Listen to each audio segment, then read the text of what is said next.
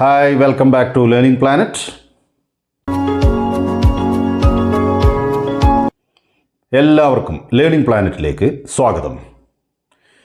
If you believe in yourself you will be unstoppable.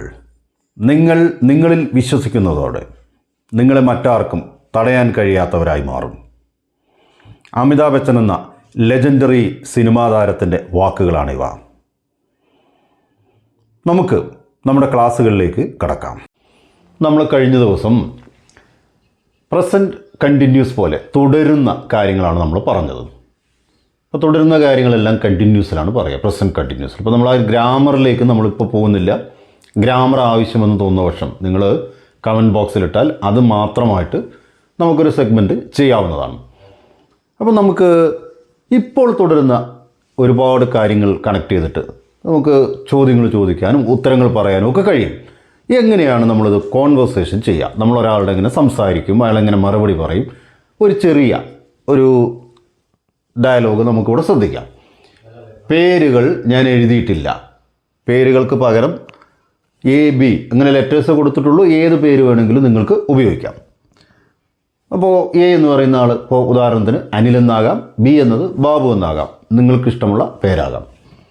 Excuse me, where are you going? നിങ്ങൾ എവിടേക്കാണ് പോയിക്കൊണ്ടിരിക്കുന്നത്? അപ്പോൾ അദ്ദേഹം answer പറയണം, I am going to Bangalore. അപ്പോൾ ചിലപ്പോൾ നന്നായിട്ട് ഇംഗ്ലീഷ് സംസാരിക്കാൻ ബാംഗ്ലൂർ അത്രേ പറയുള്ളൂ. അപ്പോൾ നമുക്ക് പറഞ്ഞ് ശീലിക്കാൻ വേണ്ടി I am going to Bangalore. Well what are you doing there? നിങ്ങൾ അവിടെ എന്താണ് ചെയ്യുന്നത്? What are you doing there? നീ അവിടെ എന്താണ് ചെയ്യുന്നത്? അപ്പോൾ നോക്ക്, എന്ത് ഇവിടെ യു എന്ന് വന്നുകൊണ്ട് ആർ വന്നു. അവനവിടെ എന്താണ് ചെയ്യുന്നത്? What is he doing there? Shaji അവിടെ എന്താണ് ചെയ്യുന്നത്? What is Shaji doing there? അപ്പോൾ നിങ്ങൾ അവിടെ എന്ത് ചെയ്യുന്നു? ചോദ്യം വന്നു. അപ്പോൾ വീണ്ടും I am working in an IT company. ഞാനൊരു IT കമ്പനിയിൽ ജോലി ചെയ്തുകൊണ്ടിരിക്കുന്നു. That's fine. നല്ല കാര്യം അല്ലേ? അത് നല്ലതാണ്. Are you staying there with your family? നീ നിൻ്റെ കുടുംബത്തിൻ്റെ കൂടെയാണോ താമസിക്കുന്നത്? നിങ്ങളവിടെ ഫാമിലി ആയിട്ടാണോ താമസിച്ചുകൊണ്ടിരിക്കുന്നത്? Are you staying there with your family? ഇവിടെ ഒരു ചോദ്യത്തിനൊരു വ്യത്യാസമുണ്ട്. ഇവിടെ നമ്മൾ ഓക്സിലറി മാത്രം വെച്ചാണ് തുടങ്ങിയിരിക്കുന്നത്. ഇങ്ങനെ ഓക്സിലറി വെച്ചിട്ട് ഈസെന്നോ ആമെന്നോ ആറെന്നോ വെച്ച് തുടങ്ങുന്ന ചോദ്യങ്ങളൊക്കെ യെസ് എന്നോ നോ എന്നോ മാത്രമാണ് ഉത്തരം പറയുക. Are you staying there with your family?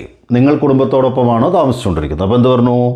അല്ല എന്നതുകൊണ്ട് no I am staying there alone. ഞാനവിടെ തനിച്ചാണ് താമസിച്ചുകൊണ്ടിരിക്കുന്നത്.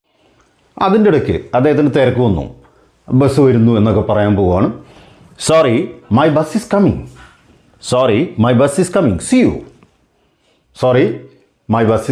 See you. ക്ഷമിക്കണം, എൻ്റെ ബസ് വരുന്നു, വീണ്ടും കാണാം. അപ്പോൾ ആളും പറഞ്ഞു സീ യു ബൈ ബൈ. ശരി, വീണ്ടും കാണാം. ഓക്കെ, നമുക്ക് എങ്ങനെയാണ് ചോദ്യങ്ങൾ? 2 ടൈപ്പ് ചോദ്യങ്ങളാണ്. യെസ് എന്നോ നോ എന്നോ വരുമ്പം ഞാൻ നേരത്തെ പറഞ്ഞു, ഓരോ കാലത്തും പതിവ് നടക്കുമ്പോൾ ഡു ഡസ് വന്നിട്ട് ചോദിക്കും, അല്ലെങ്കിൽ ആം ഈസ് ആർ വെച്ച് ചോദിക്കും. കഴിഞ്ഞു പോയ സംഭവങ്ങൾ ഡിഡ് വെച്ച് ചോദിക്കും, അല്ലെങ്കിൽ വാസ് എന്നോ വേർ വെച്ചോ യെസ് എന്നോ നോ എന്നുള്ള ചോദ്യങ്ങൾക്ക് തുടക്കം അങ്ങനെയാണ് കുറിക്കുക. അതുപോലെ ഫ്യൂച്ചറിലാണ് പറയുന്നതെങ്കിൽ, ഭാവിയിൽ സംഭവിക്കുന്നതാണെങ്കിൽ വിൽ അല്ലെങ്കിൽ ഷാൽ എന്ന ഓക്സിലറീസ് വെച്ചിട്ടാണ് ചോദ്യങ്ങൾ തുടങ്ങുക, യെസ് ഓർ നോ പറയുമ്പോൾ.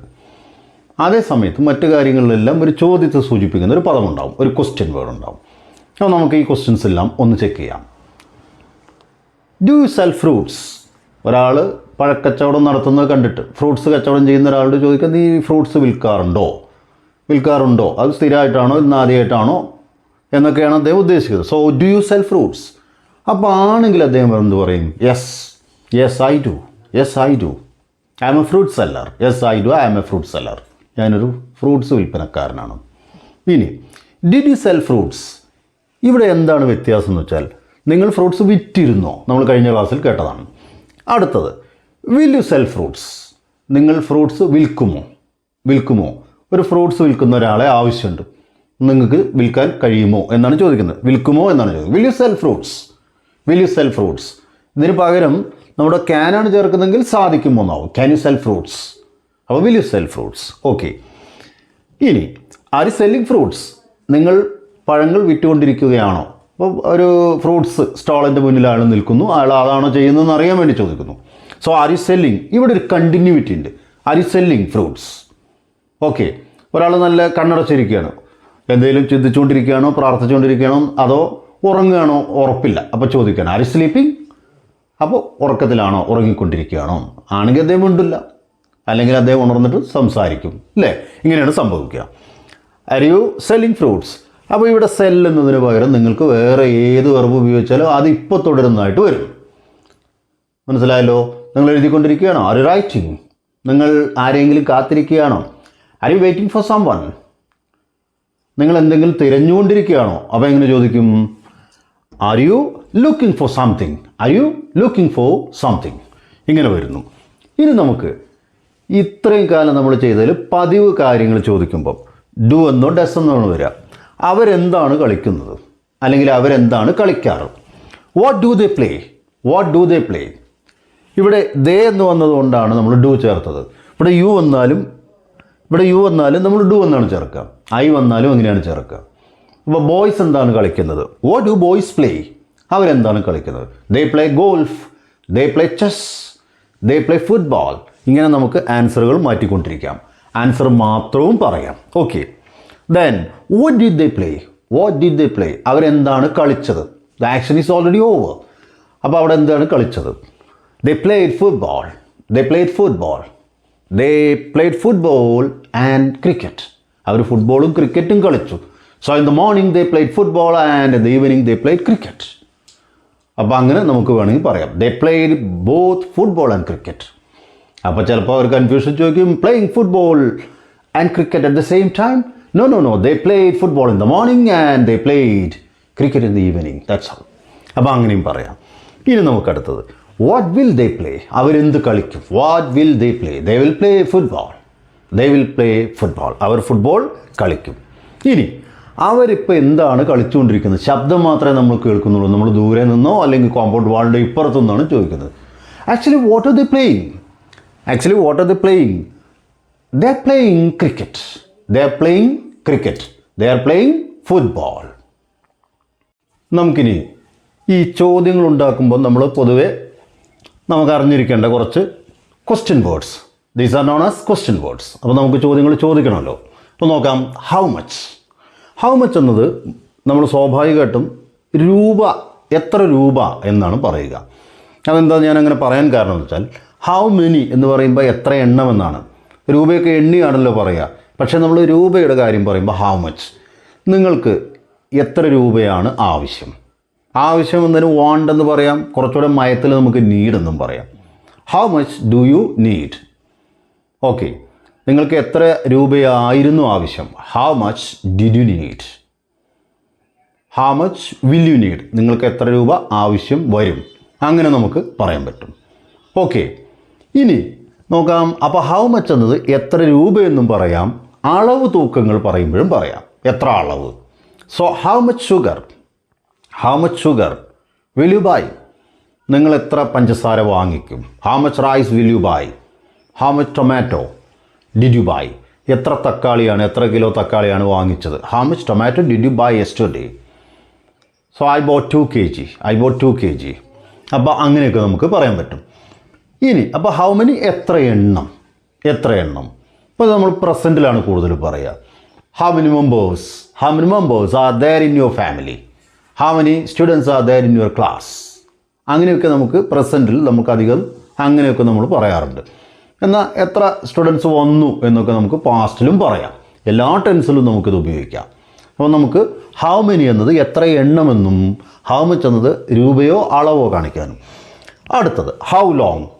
എത്ര കാലം, ഡ്യൂറേഷനെ കാണിക്കുന്നു. ഒരു എത്ര ദിവസമായിട്ട്, എത്ര മിനിറ്റായി, എത്ര വർഷമായി, ഇതെല്ലാം നമുക്ക് ഹൗ ലോങ് എന്നാണ് പറയുക. എത്ര കാലം, എത്ര നേരം, എത്ര സമയം. How long did you work abroad? How long did you work abroad? I work 3 months. 3 months. 30 years. 30 വർഷം ഞാൻ വിദേശത്ത് ജോലി ചെയ്തു. അപ്പോൾ എത്ര കാലം ജോലി ചെയ്തു? 30 ദിവസമാകാം, അങ്ങനെയൊക്കെ പറയാം. അപ്പോൾ അങ്ങനെ how long did you wait for the bus? Only 10 minutes. അപ്പോൾ 10 മിനിറ്റേ ഉള്ളൂ. എത്ര നേരമാണ് ബസ് കാത്തു നിന്നത്? ഓക്കെ, അപ്പോൾ ഇങ്ങനെ നമുക്ക് എത്ര നേരം, സമയം, കാലം ഇതെല്ലാം മനസ്സിൽ വെക്കണം. അടുത്ത ദിവസങ്ങളിൽ നമ്മൾ ഇങ്ങനത്തെ കാര്യങ്ങളാണ് ചെയ്യുക. ഇനി ദൂരമാണ് അറിയണ്ടെങ്കിൽ നമ്മൾ ഹൗ ഫാർ എന്നാണ് പറയുക. അപ്പോൾ ഇവിടെ നമുക്കൊരു കൺഫ്യൂഷൻ വരുന്നുണ്ട്. ലോങ് എന്ന വാക്ക് ലെങ്ത്തുമായി ബന്ധമുണ്ടോ? ചോദ്യത്തിലില്ല. ചോദ്യവുമായി ബന്ധപ്പെടുമ്പം നമ്മൾ എപ്പോഴും എത്ര കാലം, എത്ര നേരം എന്നിങ്ങനെ പറയാം. എന്നാൽ how far, actually how far is the question word to know the distance. To ask distance, you want to ask the distance between a place to another place. ഒരു സ്ഥലത്ത് നിന്ന് മറ്റൊരു സ്ഥലത്തേക്ക്. You want to know the distance between two places. Then you can ask how far. How far is Mysore from this port? ഈ സ്ഥലത്ത് നിന്ന് മൈസൂരിലേക്ക് എത്രയാണ് ദൂരം? How far is the police station from here? ഇവിടെ നിന്ന് പോലീസ് സ്റ്റേഷനിലേക്ക് എത്ര ദൂരമുണ്ട്? How far is the airport from your home? നിങ്ങളുടെ വീട്ടിൽ നിന്ന് എയർപോർട്ടിലേക്ക് എത്ര ദൂരമാണ് ഉള്ളത്? ഇങ്ങനെയൊക്കെ നമുക്ക് ചോദിക്കുമ്പോൾ ഹൗ ഫാർ എന്നാണ്. ഇനി നമ്മളൊരു ആവർത്തിയെ കാണിക്കുന്ന എപ്പോഴൊക്കെ, എങ്ങനെയൊക്കെ. How often. How often. ഒരാൾ ജോലി സ്ഥലത്താണ്. നിങ്ങൾ നിങ്ങളുടെ പാരൻസിനെ എപ്പോഴൊക്കെയാണ് വിസിറ്റ് ചെയ്യാറ്? How often do you visit your parents? How often do you visit your parents? എപ്പോഴൊക്കെയാണ് നിങ്ങൾ പാരൻസിനെ കാണാറ്? I visit my parents twice in a month. I visit my parents twice in a month. മാസത്തിൽ 2 തവണ. I visit my parents every 2 weeks. ഓരോ 2 ആഴ്ച കൂടുമ്പോഴും ഞാൻ കാണാറുണ്ട്. I visit my parents on Sundays.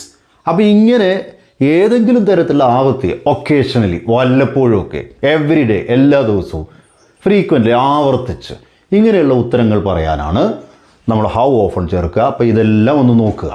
Okay, നിങ്ങൾക്ക് ഈ ക്ലാസ്സുകളെല്ലാം ഇഷ്ടപ്പെടുന്നു എന്ന് വിശ്വസിക്കുന്നു. ഈ ക്ലാസ്സുകളെല്ലാം നിങ്ങൾക്ക് ഇഷ്ടമാണെങ്കിൽ ലൈക്ക് ചെയ്യാൻ മറക്കരുത്. അതോടൊപ്പം തന്നെ നിങ്ങളുടെ അഭിപ്രായങ്ങൾ കമൻറ്റ് ബോക്സിലിടുക. നിങ്ങൾ സബ്സ്ക്രൈബ് ചെയ്യാത്തവരാരെങ്കിലും ഉണ്ടെങ്കിൽ സബ്സ്ക്രൈബ് ചെയ്യുക. സുഹൃത്തുക്കൾക്കെല്ലാം ഈ ചാനൽ ഷെയർ ചെയ്യുക. വീണ്ടും പുതിയ കണ്ടൻറ്റുമായിട്ട് നമുക്ക് അടുത്ത ക്ലാസ്സിൽ കാണാം. താങ്ക്